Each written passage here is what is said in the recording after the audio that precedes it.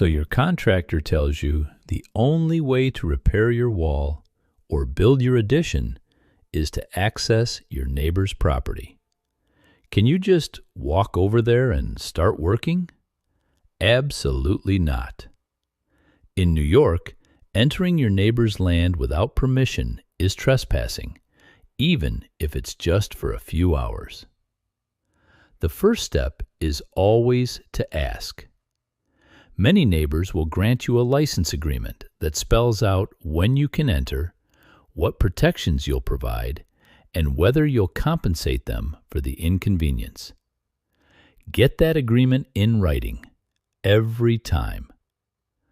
But what if your neighbor says no? New York has a powerful tool for this exact situation. Under Section 881 of the Real Property Actions and Proceedings Law, you can petition the court for a license to enter the adjoining property when the work is necessary and can't reasonably be done any other way. The court will weigh the inconvenience to your neighbor against your need for access, and it can impose conditions like insurance requirements, license fees, and strict time limits. Keep in mind, courts expect you to negotiate in good faith first. Showing up to court without ever making a reasonable offer can hurt your case.